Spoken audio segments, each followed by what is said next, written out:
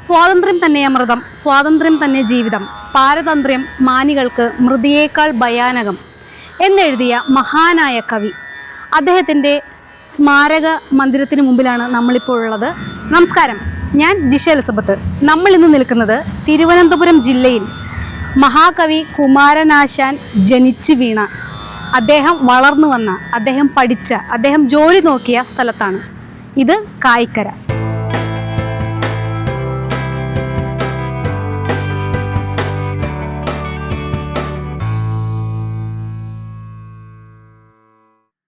അദ്ദേഹത്തിൻ്റെ പ്രതിമ ഇവിടെ സ്ഥാപിച്ചിട്ടുണ്ട്. വലതുകൈ വിരൽ ചൂണ്ടിയിട്ടാണ് അദ്ദേഹം നിൽക്കുന്നത്. അങ്ങനെയുള്ളൊരു പ്രതിമയാണ് ഇവിടെ സ്ഥാപിച്ചിട്ടുള്ളത്. നമ്മുടെ വലതുവശത്ത് ഗവൺമെൻറ് ആശാൻ മെമ്മോറിയൽ LP സ്കൂൾ കായിക്കര എന്നു പേരിലുള്ള ഒരു സ്കൂൾ കാണാം. ചെറിയൊരു സ്കൂളാണ്. ഈ സ്കൂളിലാണ് പണ്ട് കുമാരു എന്നറിയപ്പെട്ട കുമാരനാശാൻ. അദ്ദേഹം 11ാം വയസ്സിൽ പഠിക്കാനായി വന്ന സ്കൂൾ ഇതാണ്. അഞ്ചുതെങ്ങ് കോട്ടയിൽ വന്നാൽ കോട്ടയും കാണാം. തൊട്ടിപ്പുറത്ത് 2 കിലോമീറ്റർ വടക്കോട്ട് യാത്ര ചെയ്താൽ നമുക്ക് കായിക്കര കുമാരനാശാൻ സ്മാരകത്തിൽ എത്താൻ പറ്റും.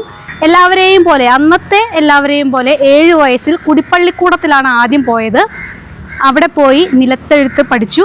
അതിനുശേഷം സംസ്കൃതം പഠിക്കാൻ ആരംഭിച്ചു.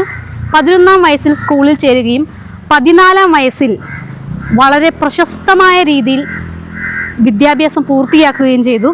തുടർന്ന് അദ്ദേഹം ഇതേ സ്കൂളിൽ അധ്യാപകനായി കയറി.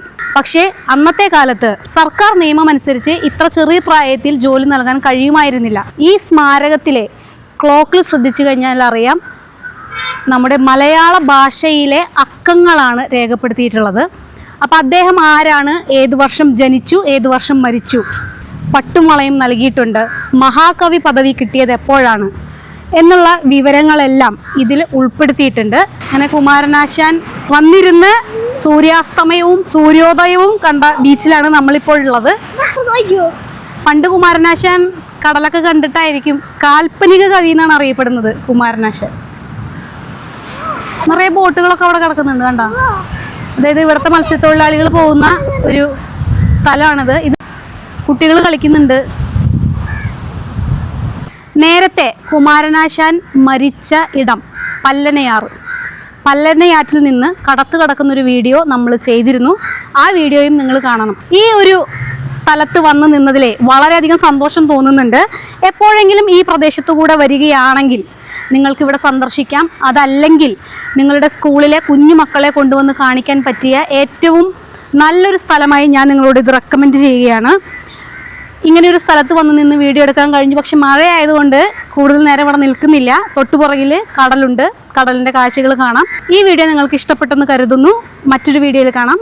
നന്ദി, നമസ്കാരം.